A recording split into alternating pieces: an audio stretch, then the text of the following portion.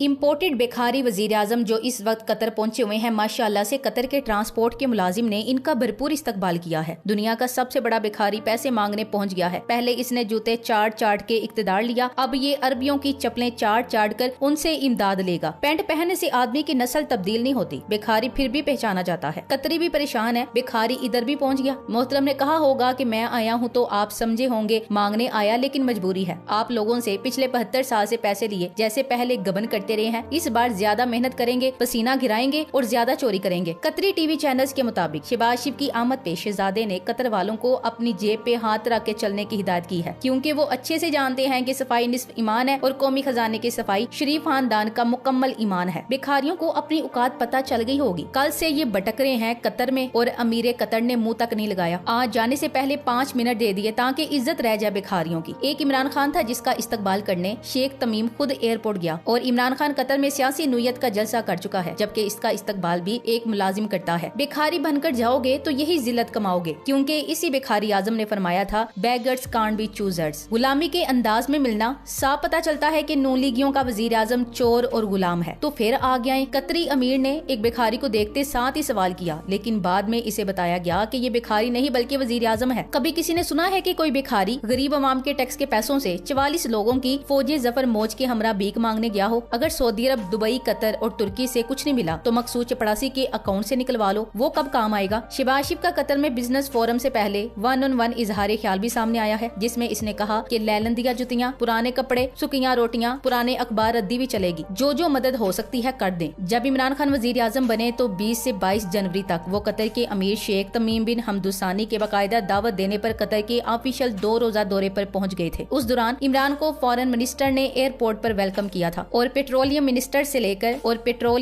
से लेकर फॉरेन और इंटरनल मिनिस्टर्स तक इमरान खान को रिसीव करने आए थे। शाम को अमीर कतर ने इमरान खान के लिए दीवान अमीर में इशाइया मुनक्किद किया। वहाँ दोनों ने खाना खाया और फिर दोनों के दरमियान 1-on-1 मुलाकात हुई, जिसमें दोनों ममालिक के दरमियान बाहमी दिलचस्पी के उमूर पर तबादला ख्याल हुआ। अमीर कतर और इमरान खान के दरमियान इस मुलाकात ने अमीर कतर ने 1 लाख मजीद पाकिस्तानियों को कतर में रोजगार देने और फीफा आलमी कप में पाकिस्तान की खिदमात लेने का वादा किया था। इसके अगले रोज अलबकरा स्टेडियम में इमरान खान ने पाकिस्तान कम्युनिटी से खिताब किया था और 45,000 की कैपेसिटी रखने वाले ग्राउंड को भर के दिखाया था। हालांकि कतर में महज 1,50,000 के लगभग पाकिस्तानी आबाद हैं, जो कि 2019 में 1,20,000 के लगभग थे। वक्त बदल गया, इमरान खान वजीर आजम नहीं रहे और अब इसी पाकिस्तान के एक नफसियाती मरीज और एक डमी वजीर आजम कतर के दौरे पर पहुंचे हैं, जहां एयरपोर्ट पर इन्हें वजीर ट्रांसपोर्ट ने रिसीव कर लिया है। ना पाकिस्तानी कम्युनिटी मौजूद है, न इन्हें मेहमान मुल्क की जानिब से कोई खास तवज्जो दी जा रही है। अगर कुछ मेल मुलाकातें हो भी तो वो इन लोगों की जाती जान पहचान के सिले में होगी, जहां $2 बिलियन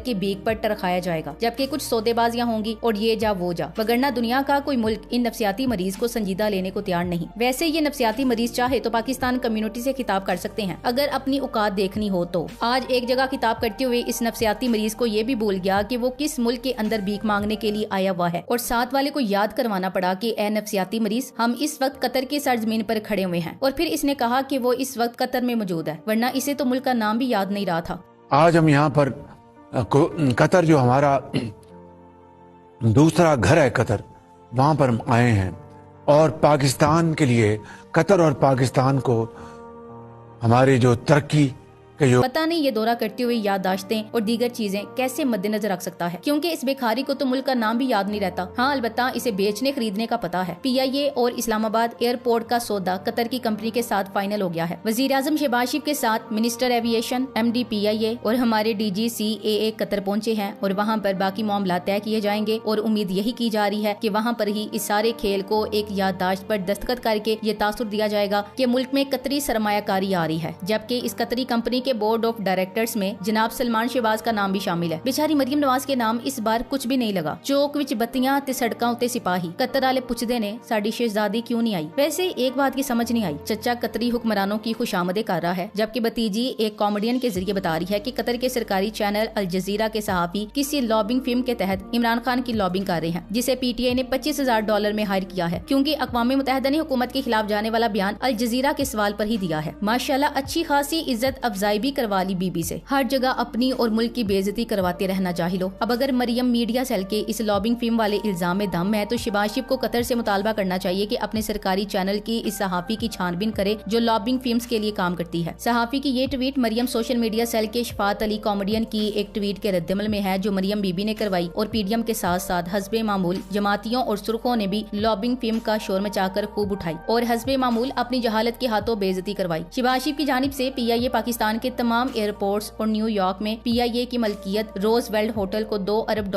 में कतर को फरोख्त करने का फैसला किया गया है। पाकिस्तान को $2 अरब आइंदा हफ्ते मिलने का इम्कान है। पाकिस्तान हुकूमत मुआहिदे में ये शिक डालना चाहती थी कि मुल्क की हालत बेहतर होने पर पाकिस्तान ये इदारे वापस कतर से खरीद सकेगा, जिसे कतर हुकूमत ने तस्लीम नहीं किया। अफसोस के पूरा मुल्क सैलाब में डूब रहा है मगर पूरी काबीना कतर के 5 स्टार होटलों में 3 दिन की छुट्टियों के मजे ले रही है। लेकिन अहम सवाल ये है, क्या वो भीख मांगने गए हैं या वो हमारे असासे सस्ते दामों बेचने? शहबाज शरीफ 44 लोगों का टोला लेकर करोड़ों रुपए खर्च करने कतर गया है। बज़ाहिर पाकिस्तान के लिए भीख मांगनी है मगर हकीकत में नवाज शरीफ ने हुक्म दिया है कि कतर से मुआहिदे करो, इनको सहूलियात दो और अपने जाती कारोबार को तूल दो। और राजा परवेज 17 लोगों का टोला लेकर गया हुआ है, करोड़ों रुपए खर्च है। बिजली बिल के जरिए हर महीने 250 करोड़ का चूना लगाने वाला पीटीवी खबरों में कह रहा है कि शहबाज शरीफ कतर से सैलाब की निगरानी कर रहे हैं। शहजेब खानजादा ने इस पे गैर जानिबदार तनकीद करते हुए कहा कि मुल्क सैलाब में डूबा छोड़कर वजीर-ए-आज़म शहबाज शरीफ कतर चले गए, जिस पर इमरान खान को बहरहाल जवाबदेह होना पड़ेगा। अगर इमरान खान जहाज के आगे लेट जाते तो शहबाज शरीफ कभी भी मुल्क से बाहर ना जा सकते। नाजरीन, ये संजीदा सूरत हाल है, लेकिन वजीर-ए-आज़म कतर में होटल बेचने में लगा हुआ है। एक वीडियो सोशल मीडिया में देखी जब एक वालिद के सामने उसके बच्चों को सैलाब एक जिन की तरह बहा ले गया और वो बच्चों की तलाश में उस सैलाब में कूद गया। सैलाब के तेज पानी में वो कई मील तक अपने बच्चों को ढूंढता रहा। आखिर पानी की वहशी लहरों ने इस बलोच बाप को भी दबोच लिया और जब इसकी लाश मिली तो इसके सिर्फ दोनों हाथ बाहर थे, जबकि बाकी पूरा जिस्म गीली मिट्टी में दंस गया था। वो तस्वीर देखकर अंदाजा होता है कि एक बाप एक बड़ी बला से अपने बच्चे वापस लेने के लिए घंटों लड़ता रहा कि शायद वो दरियाई बला इसके बच्चे वापस कर दे, लेकिन आखिरकार वो हार गया। जब दलदली जमीन से उसकी लाश निकालने के लिए खुदाई की गई तो उसके बाजू इस अंदाज में ऊपर उठे हुए थे कि मरने से पहले इसने आखिरी कोशिश की थी कि बला को शिकस्त दे, लेकिन सैलाब बच्चों के बाद बाप को भी निगल गया। एक वीडियो मिली जिसमें एक देहाती माँ जिस तरह अपने घर की तबाही देखकर मातम कर रही है, उससे देखकर आपका कलेजा फट जाए। वो सराय की जुबान में रोते हुए कह रही है कि इसके बच्चों ने कहां कहां मजदूरी नहीं की ताकि वो ये घर बना सके, सब कुछ दरिया बहा कर ले गया और अपने पीछे मलबा और तबाही छोड़ गया। एक माँ का वो मातम सुनकर आप कई रोज तक सो नहीं पाएंगे। बिलाशुबा जमात इस्लामी के अमीर सिराजुल हक इन इलाकों में पहुंचे हैं और जमात इस्लामी की रफाही तंजीम वहाँ काम कर रही है। पूरे मुल्क में एक वाहिद जमात है जो मुश्किल की घड़ी में लोगों की मदद कर रही है। मैं जमात इस्लामी की पूरी जमात को दाद देती हूँ। एक और वीडियो जिसमें एक बलोच औरत सर झुकाए सारी दुनिया का दुख अपने कंधों पर उठाए मायूस कदमों से चल रही है। पीछे कुछ फासले पर मर्दों का हुजूम है। पता चला कुछ लोग वहाँ खेमे और खाने पीने का सामान बांट रहे थे। वो अपने बच्चे वहीं छोड़कर भाग कर गई कि वो भी जाकर उनसे खेमा और कुछ इमदाद ले आए ताकि बच्चों के सर पर गर्मियों और हब्स के इस मौसम में कोई तहफ्फुज तो हो। जब सब मर्द वहाँ खेमों के लिए लड़े थे तो इस माँ को किसने कुछ लेने देना था। इसने कुछ देर तो कोशिश की लेकिन फिर उसे लगा